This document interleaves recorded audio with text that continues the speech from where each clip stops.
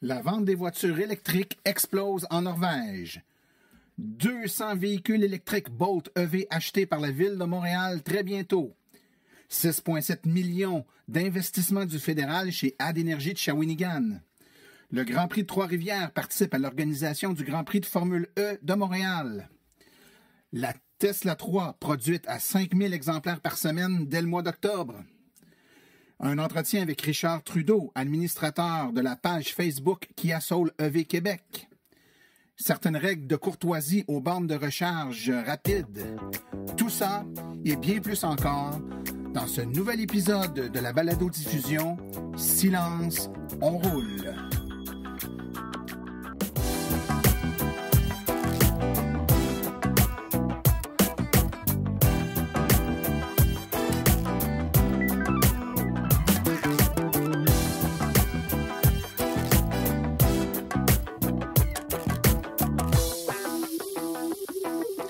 Bonjour tout le monde, mon nom est Martin Archambault, administrateur et webmestre de l'Association des véhicules électriques du Québec. C'est avec passion et plaisir que j'anime ce podcast dédié 100% aux voitures électriques. Et laissez-moi vous dire, mes amis, qu'aujourd'hui, on a une émission très chargée. C'est pourquoi je vais faire ça court et on s'en va directement aux actualités de la semaine.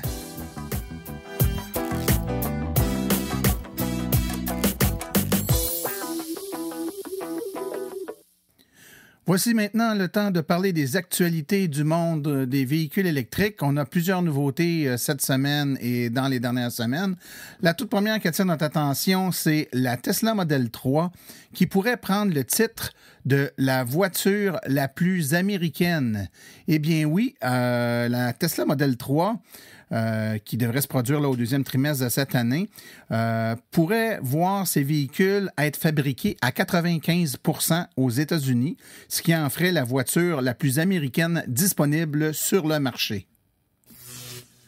Toujours chez Tesla maintenant, on apprend que Tesla recrute de 150 à 200 nouveaux travailleurs chaque mois au Nevada, dans le cadre des efforts de développement de la Gigafactory au centre industriel de Tahoe-Reno, dans le comté de Story. Donc, évidemment, pour fabriquer toutes ces batteries, ces nouvelles batteries, Tesla a besoin de nouveaux travailleurs. L'entreprise est encore à terminer de construire les Gigafactories, mais les étapes de production augmentent rapidement et le nombre de travailleurs également. Donc, de 150 à 200 nouveaux travailleurs par mois dans l'usine Gigafactory de Tesla.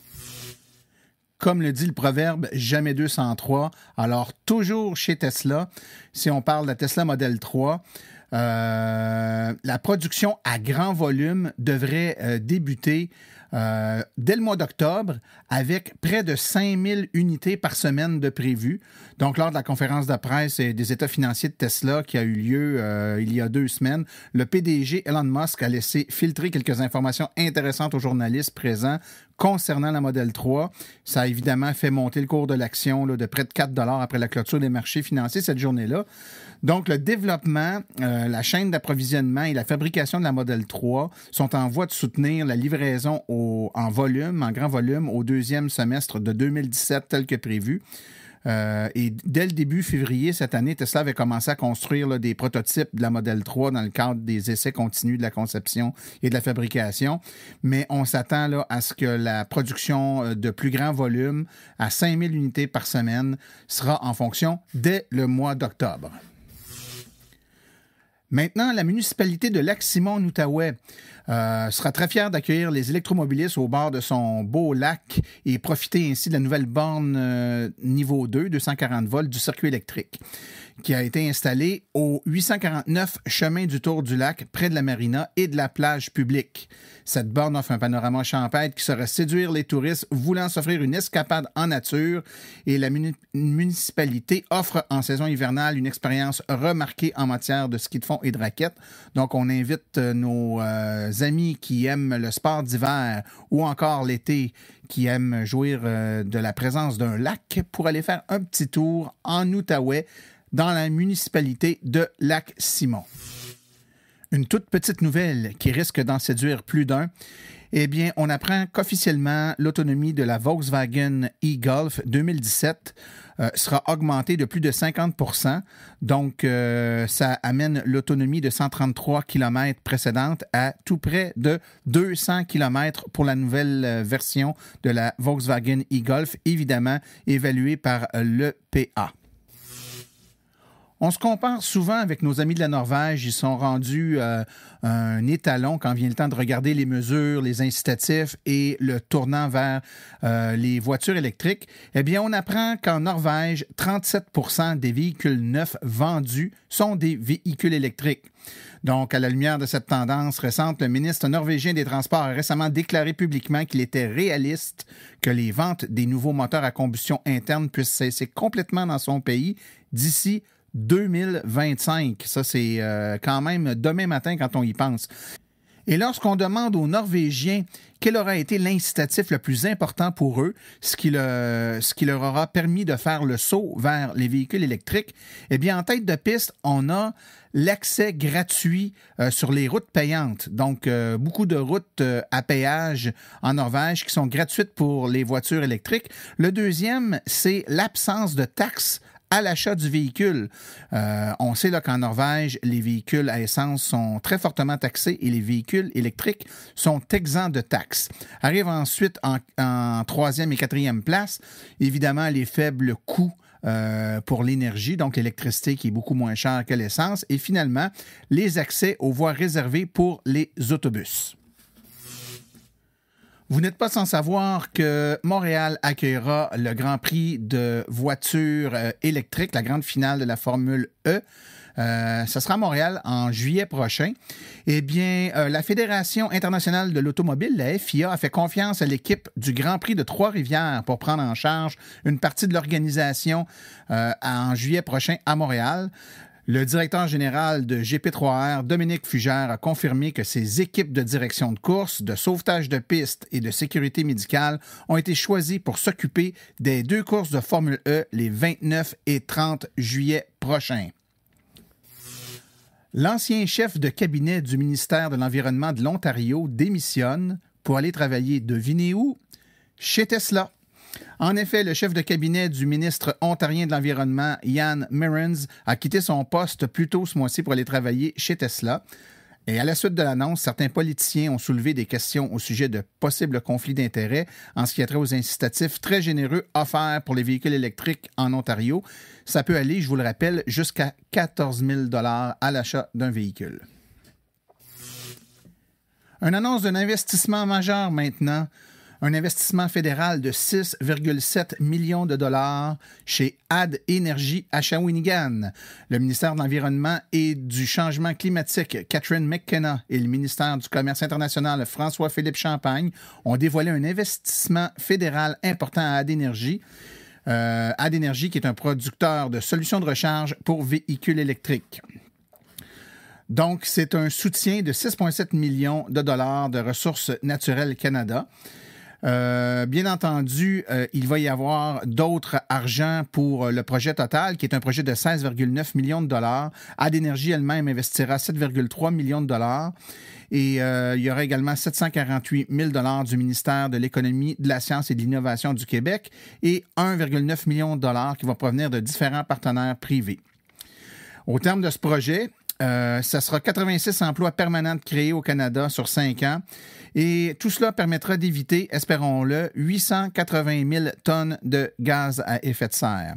Ça amènera aussi à l'installation de plus de 1000 nouvelles bornes de recharge à travers le Canada d'ici 2019, ce qui contribuera notamment à l'expansion du réseau de recharge pan-canadien FLO, qui est opéré par Add Energy. Maintenant, un revirement un peu surprenant de la part de Honda, qui a cultivé au fil des années une image de leader dans les véhicules verts. On apprend que son nouveau modèle de la tout-électrique Clarity, qui sera lancé au printemps, n'aura seulement que 130 km d'autonomie sur une seule recharge. Donc, c'est une revue à la baisse pour l'autonomie de la Clarity. Et sûrement que des informations viendront un peu plus tard pour nous expliquer le pourquoi de ce revirement de situation un peu particulier de la part de Honda. La Ville de Montréal a déposé dernièrement un appel d'offres visant l'acquisition de, tenez-vous bien, 100 Chevrolet Bolt EV. Chevrolet Bolt qu'elle espère acquérir dans les prochains mois. En effet, cet appel d'offres fait partie de la politique d'orientation de la ville qui vise à diminuer ses émissions de gaz à effet de serre par différentes approches, dont l'électrification de sa propre flotte automobile. Il y a déjà une douzaine de Chevrolet Volt et une trentaine de Nissan Leaf qui ont été acquises par la ville au fil du temps pour les déplacements des fonctionnaires dans l'exécution de leurs tâches à travers le territoire, comme l'inspection des bâtiments, les chantiers, etc., ainsi que par certaines casernes de pompiers pour les tâches de prévention au lieu d'utiliser les camions. Au terme de tout cela, on vise à remplacer au complet la flotte de véhicules dans la catégorie sous-compacte par des véhicules 100% électriques. L'électrification de la flotte des sous-compacts de la ville devrait être complétée d'ici 2020. Et pour les autres types de véhicules, des projets pilotes auront lieu selon la disponibilité des véhicules électriques présents dans les différentes catégories dans le futur.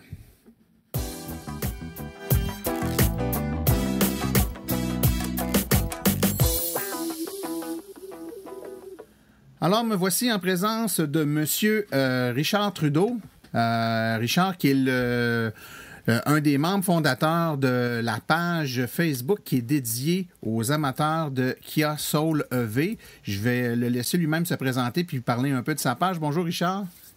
Oui, bonjour. Ça va bien? Ça va très bien, merci. Merci d'avoir accepté notre invitation. Richard, j'ose pas dire que c'est le membre fondateur, mais tu es un des membres fondateurs, à tout de moins, là, de la page Facebook Kia Soul EV Québec. Peux-tu nous parler un peu de cette page-là puis de ton arrivée à la tête et à la gestion de cette page-là? OK. Bien, premièrement, pour dire, c'est Marc Touga qui a créé cette page-là au mois d'août 2014. Marc, dans le temps, il cherchait un véhicule électrique particulièrement pour 5 passagers. Fait qu'il a commencé à s'intéresser à différentes pages électriques. Puis, il y avait un de ses amis qui l'avait abonné à Volt en français. Fait qu'en regardant tout ça, il s'est aperçu à un moment donné que la Soul à essence était pour devenir une Soul électrique.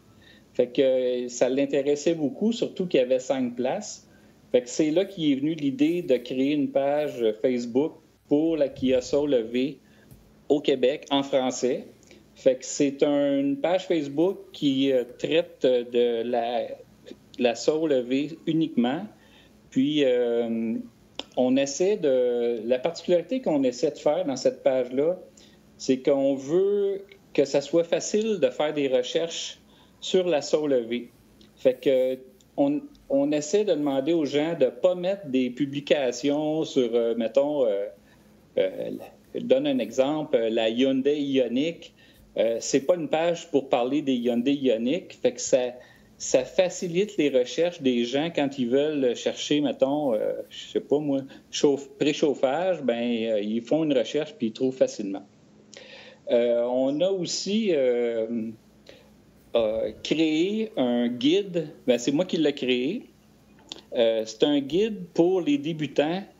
Toutes les fameuses questions que tout le monde se pose quand il s'agit d'un véhicule électrique, on s'apercevait que tout le temps, les mêmes questions revenaient. Fait que là, ce que j'ai fait, c'est que j'ai tout pris en note les questions qui revenaient le plus souvent. Puis j'ai fait un guide, un genre de guide for dummies pour les Kia Soul EV. Fait que ça, on l'a déposé sur Dropbox. Puis il est accessible par tous les membres de notre page.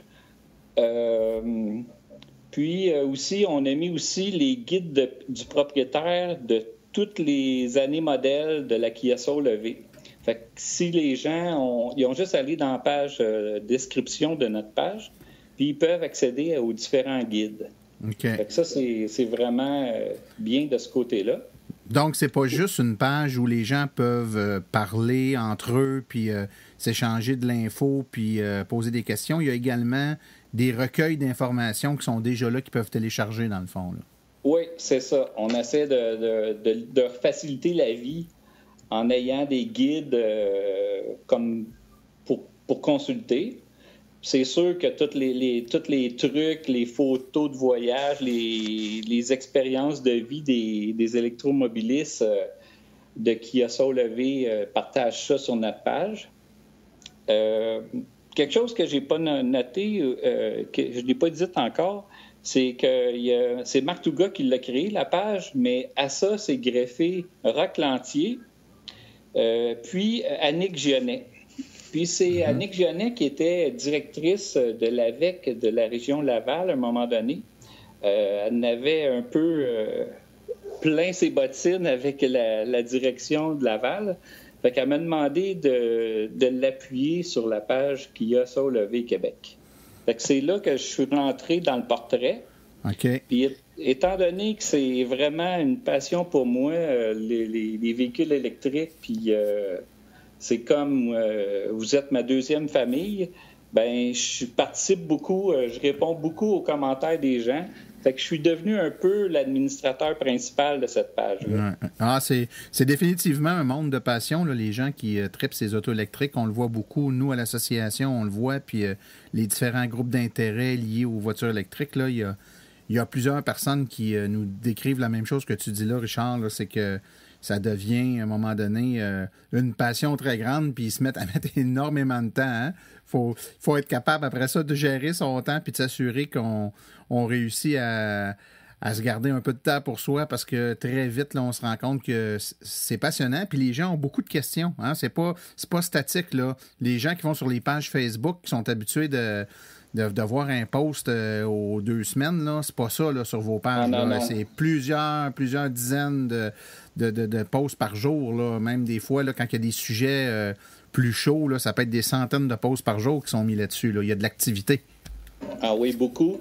Puis, je te dirais aussi que le temps-réponse pour les questions que les gens se posent, c'est assez rapide parce que dans nos membres, on a 801 membres présentement.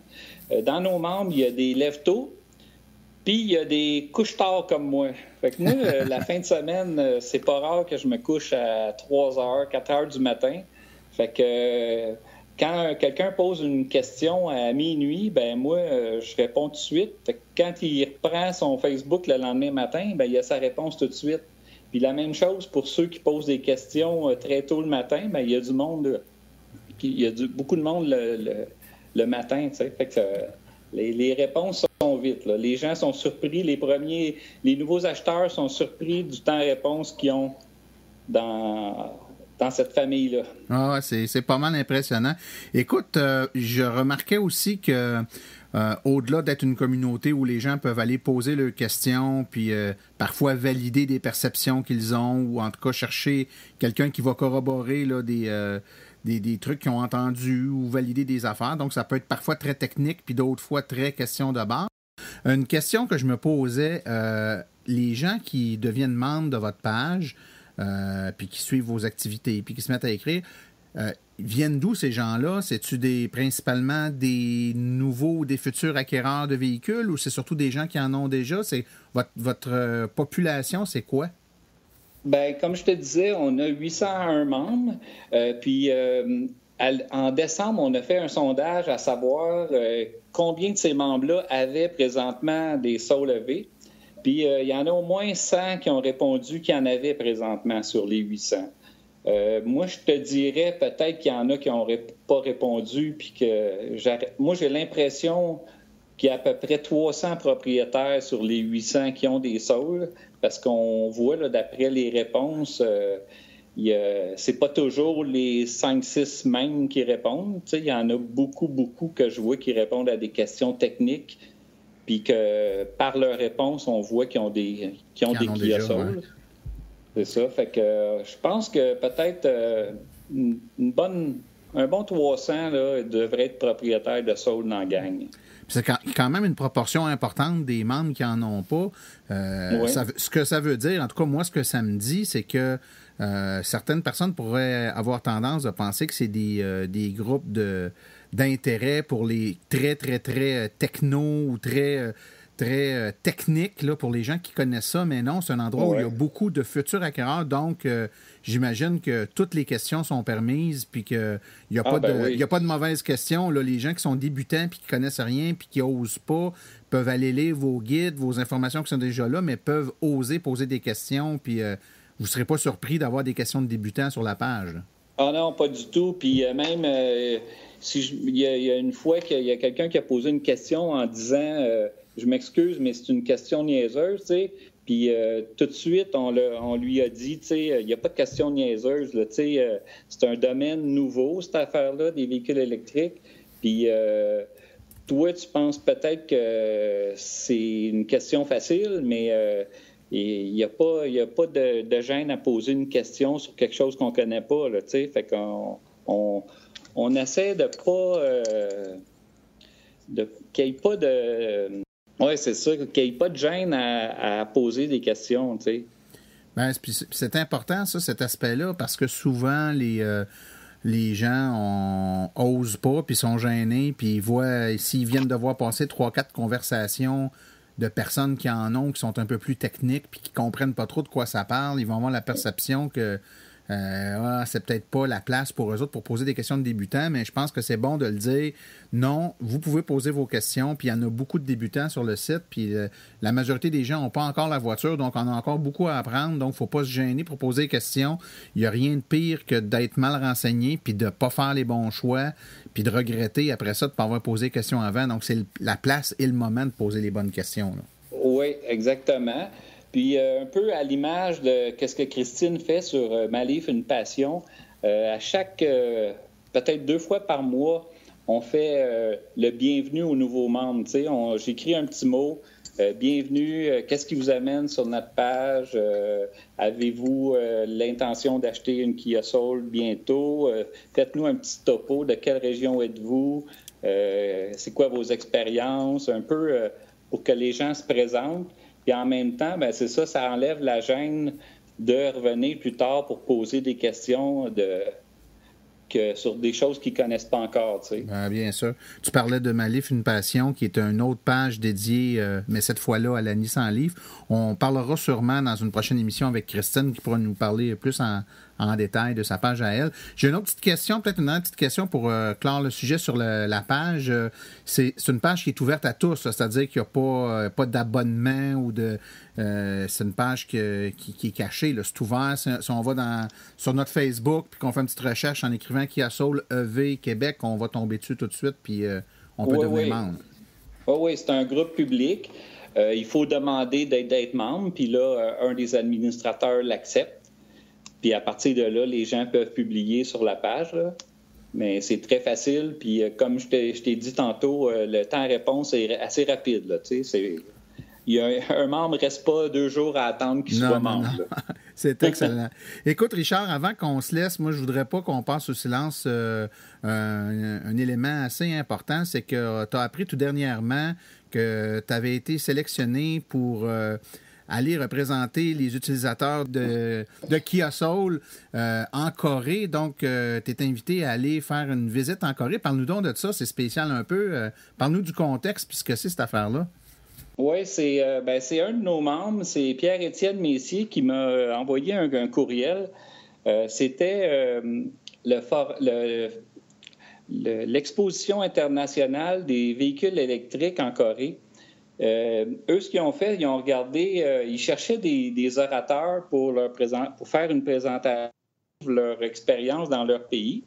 Puis, ils ont analysé les pages Facebook et les forums d'un peu partout dans le monde. Puis ils ont regardé en Amérique du Nord, puis ils ont regardé au Canada.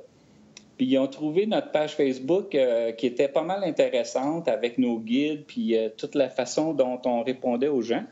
Fait qu'ils me cherchaient, ils ont vraiment spécifié mon nom. Fait que moi, je suis entré en contact avec eux. Puis ils m'invitent là-bas à aller faire une présentation sur comment on vit ça ici au Québec. D'être un électromobiliste. Fait que c'est sûr que je vais parler de la Kia, mais je ne suis pas invité là-bas pour les Kia. Je suis invité comme un électromobiliste qui vit au Québec, en Amérique du Nord. Fait que je vais parler d'Hydro-Québec, je vais parler du circuit électrique, des différentes applications qu'on utilise ici au Québec. Un peu c'est sûr, je vais parler de l'AVEC parce que c'est un joueur hyper important dans notre vie. Je vais parler aussi de notre achat groupé qu'on a fait pour la Soul EV. Ah ben oui. Ouais, c'est pas vraiment, ça s'est pas transformé en achat groupé proprement dit comme on connaît les groupons puis les trucs comme ça. mais ça a quand même permis de dénicher des rabais qu'il n'y avait jamais eu auparavant. Par exemple, moi, quand j'ai acheté ma Soul, j'ai payé le plein prix, puis il n'y avait pas question de négocier une scène. Il y en avait 30 en arrière de moi qui voulaient l'auto. Fait que il n'y avait pas de rabais possible dans ce temps-là. Sauf que là, on a réussi à avoir des rabais. Fait que ça, c'est important. Fait que je vais parler de ça. Je vais parler d'un peu de toute notre vie là, qu'on vit, les Théo-taxis, les autobus e-Lyon, un peu de tout ce qu'on vit ici. Fait que ça va être une super belle expérience. Je m'en vais là au mois de mars avec ma femme. Fait que, puis aussi, Pierre-Étienne Messier va être là en même temps que nous autres. Ça l'intéresse beaucoup aussi. Fait que l'exposition des véhicules électriques, c'est le 4e qu'ils font là-bas. Ça va durer 6 jours, mais en parallèle à ça, il va y avoir le forum, le Korean EV Forum and Festival. C'est dans ce forum-là que je vais participer pour faire ma présentation. Fait que c'est toute une expérience et j'ai bien hâte de voir ça. J'attends des nouvelles encore. Je suis en communication avec Kevin en Corée presque quotidiennement. Fait que ça se clarifie de plus en plus. Puis j'ai bien hâte de partager ça avec vous. Ah ben, on a très hâte aussi. Évidemment, tu sais probablement que tu parles à quelqu'un qui a vécu de quoi d'assez semblable il y a quelques années. Moi, c'était au Japon avec Nissan où j'étais allé faire un tour là-bas, là, où j'avais été recruté un peu par le même principe. Puis c'est une expérience qu'on n'oublie jamais. En tout cas, apporte ton appareil photo, prends de la photo en masse, puis ramène-nous des souvenirs. On va sûrement, quand tu vas revenir de là, c'est un peu de disponibilité, ça sera le fun qu'on se reparle puis qu'on puisse avoir de l'info, là, que tu puisses partager avec nous autres ce que tu as vécu là-bas. C'est certain que ça va nous intéresser. Certainement. C'est sûr que je vais prendre plein de photos. Puis vu que ça va être un forum sur les EV, ben il va y avoir aussi, pas juste des autos, mais il va y avoir des technologies, des recharges par induction, toutes sortes de bidules que je vais essayer d'avoir de l'information, là, peut-être sur des choses qu'on n'a pas ici en Amérique du Nord. Je vais essayer de faire mon reporter 101. C'est bon, ça. Ben écoute, Richard, c'est super gentil à toi d'avoir pris du temps avec nous aujourd'hui. C'est sûr qu'on souhaite longue vie et bonne chance à votre page sur Facebook. Comme je le dis tout le temps, et c'est le cas, sur les références du podcast, soit sur le site Internet là, ou dans les références rattachées au podcast, il y a toujours des hyperliens. On va vous mettre les liens directs là, pour accéder à la page Kia Soul EV Québec. Merci beaucoup, Richard, de ta disponibilité. Ben, ça me fait plaisir, puis bonne chance à tes podcasts, c'est bien intéressant. Merci beaucoup. Bye. Merci, bonne soirée. Voiture électrique 101. Nous voici maintenant rendus à Voiture électrique 101, ce segment où l'on tente de démystifier un peu certains éléments, certains aspects qui entourent le monde des voitures électriques. Et aujourd'hui, on a décidé de vous parler de la courtoisie aux bornes de recharge. Sujet d'actualité, les bornes de recharge ne sont pas encore aussi nombreuses que l'on voudrait, même s'il y en a beaucoup. Et certaines règles de courtoisie s'appliquent si on veut réussir à se partager les bornes et respecter nos collègues électromobilistes. C'est pas compliqué, mais parfois, se rappeler ces règles de courtoisie est quelque chose de fondamental. Et principalement, lorsque l'on arrive à des endroits où les bornes sont déjà en cours d'utilisation, plus particulièrement avec les bornes de recharge rapide. Alors, le premier cas qu'on veut regarder, c'est la situation où on arrive à une borne de recharge rapide, appelée une BRCC, et la borne est déjà en utilisation par un autre véhicule. Donc, évidemment, si la personne est dans le véhicule et qu'elle est en train d'attendre la fin de sa recharge, bien évidemment, on attend notre tour. Mais si elle n'est pas dans le véhicule, On espère qu'elle a laissé un protocole de courtoisie dans sa fenêtre. C'est quoi un protocole de courtoisie? C'est une petite feuille, un petit carton qui indique aux autres électromobilistes des informations à savoir jusqu'à quelle heure notre véhicule va être en recharge et puis d'autres informations du type est-ce qu'on permet à un autre véhicule de nous débrancher pour se charger à une heure prédéterminée en fonction du temps que ça nous prend pour nous recharger et idéalement un numéro de téléphone de cellulaire pour nous rejoindre là, des fois où la personne qui arrive est en urgence. Mais évidemment, normalement, si la personne n'est pas autour et où que le protocole de courtoisie est là, il nous indique que la personne va revenir dans quelques temps. On attend notre tour. Sinon, bien évidemment, on peut l'appeler avec les informations du protocole de courtoisie. Évidemment, s'il n'y a pas de protocole, la personne n'est pas dans le véhicule, on attend et c'est long. Écoutez, en cas d'extrême urgence, on peut se brancher, mais il est vraiment déconseillé de débrancher quelqu'un qui est en recharge. C'est une question de courtoisie, c'est une question de respect. Donc, débrancher cavalièrement là, un utilisateur, ça va probablement le mettre de mauvaise humeur. Plus souvent qu'autrement, nos véhicules nous envoient des alertes sur nos téléphones mobiles pour nous aviser que le véhicule est chargé ou a été débranché. Donc, la personne risque de revenir et se demander pourquoi elle a été débranchée. Donc, il faut attendre que la recharge de l'autre véhicule soit terminée. Chaque personne a le droit de se charger, puis c'est premier arrivé, premier servi. Et puis, en attendant, bien souvent, ce qu'on peut faire, c'est s'il y a des bornes de recharge 240 volts, des bornes de niveau 2 à proximité, on peut, dans l'intervalle, là, commencer la recharge sur une borne de niveau 2 si on est bien mal pris. Mais l'idéal, le meilleur scénario, on attend notre tour et puis on fait notre recharge rapide une fois la borne disponible. Évidemment, quand j'arrive à une borne publique et que je me stationne, il faut bien comprendre que les endroits pour se stationner, pour se charger, ce n'est pas un stationnement réservé pour les véhicules électriques. En fait, je m'explique. Oui, c'est réservé aux véhicules électriques, mais ce n'est pas un stationnement. Il faut bien comprendre que ces espaces-là, c'est des espaces de chargement, de recharge. Donc, ce n'est pas un endroit où on stationne notre véhicule, on le laisse là puis on s'en va. C'est vraiment un endroit où on se stationne et on charge le véhicule. Donc, c'est un espace de recharge et non un espace de stationnement. Et ça, c'est une condition non négociable. Hein? C'est comme ça. Donc, vous ne pouvez pas vous dire j'ai une commission à faire au centre d'achat, il y a un endroit réservé aux véhicules électriques à côté de la porte. Je me branche pas, je me recharge pas, je laisse mon véhicule là puis j'entre à l'intérieur. C'est pas fait pour ça. Il faut penser qu'il y a d'autres personnes qui, eux, ont probablement besoin absolument d'une recharge. Et là, vous prenez la place des gens qui en ont vraiment besoin. Donc, on se stationne dans les endroits réservés aux véhicules électriques uniquement lorsqu'on a l'intention de se charger et qu'effectivement, on se recharge. Lorsque vous branchez à une borne de niveau 2, donc 240 volts, ça peut être long.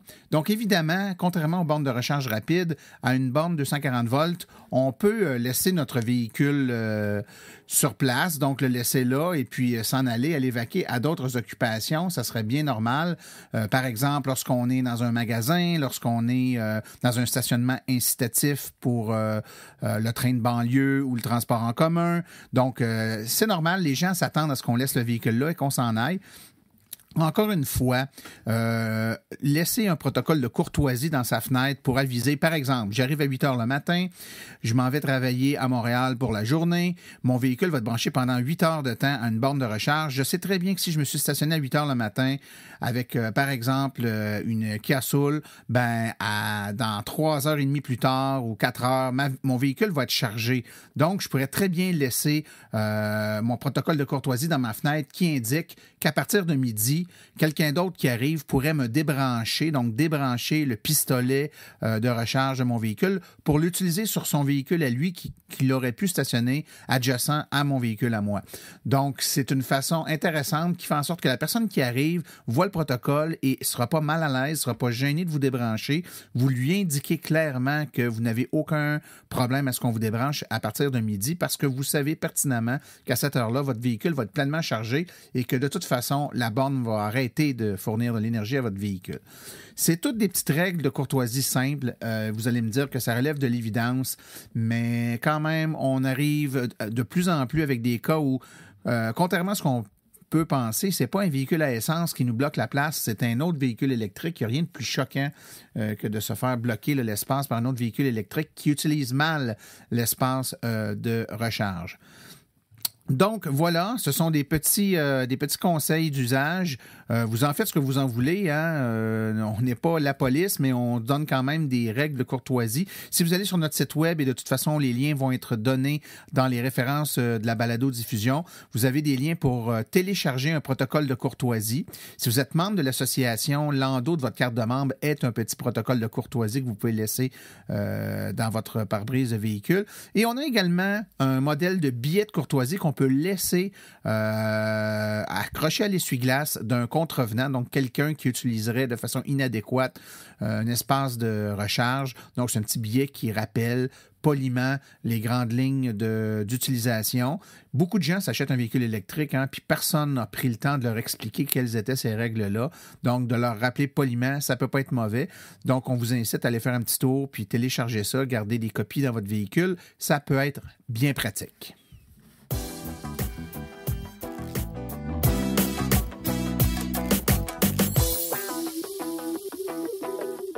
Voici maintenant les activités du monde de l'électromobilité pour les semaines à venir. Le 18 mars 2017, de 10h à 16h, le salon Rendez-vous Commerce aux Galeries de Joliette, à l'entrée numéro 1, des conférences de l'information et des essais routiers. Je vous rappelle que tous les mercredis, soir jusqu'au mois de mai, les mercredis, Montréal Autoprix, division électrique au 5600 Métropolitain Est à Saint-Léonard, de l'information sur les véhicules, des essais routiers, plusieurs personnes influentes de l'industrie, plusieurs modèles de véhicules disponibles. Allez faire un tour. Les gros événements, Branchez-vous Montréal, 22-23 avril 2017 sur le circuit Gilles Villeneuve, un des plus gros événements de la région de Montréal pour essayer des véhicules, avoir de l'information et des conférences. Et le même événement aura lieu à Québec. Donc, le Branchez-vous Québec, 28-29 mai 2017 au Centre Expo de Lévis, conférences, informations et essais routiers. Ensuite, l'Expo Santé Mieux-être du 5 au 7 mai 2017 au Centre des Forts de Sherbrooke. Vous avez des conférences, l'équipe de l'AVEC de l'Estrie est sur place, de l'information, des essais routiers.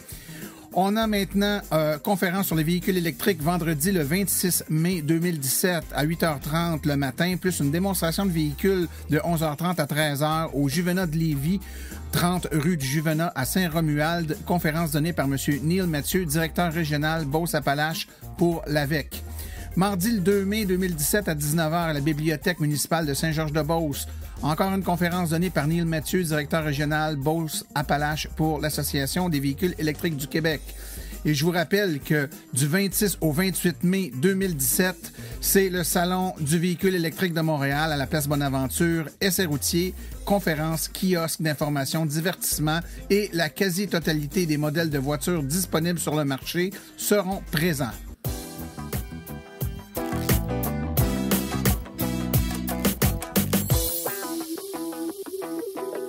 Eh bien, ceci conclut la présente balado-diffusion.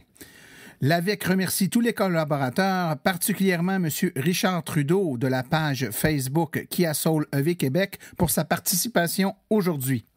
La reproduction ou la diffusion de l'émission est permise, mais l'Association des véhicules électriques du Québec apprécierait en être avisée. Toutes questions concernant l'émission peuvent être envoyées à l'adresse martin@aveq.ca. Pour les questions générales regardant l'électromobilité ou l'association, veuillez écrire à info@aveq.ca. Pour vous renseigner et avoir accès à toute l'information de l'AVEC, visitez notre site web au www.aveq.ca. Je vous rappelle que sur notre site web, afin de vous faciliter la tâche, vous avez accès aux archives de nos balados ainsi qu'à des hyperliens vers les sites web mentionnés aujourd'hui, le tout directement au www.aveq.ca/silence. Mon nom est Martin Archambault et d'ici la prochaine balado, j'espère que vous attraperez la piqûre et direz vous aussi, silence, on roule.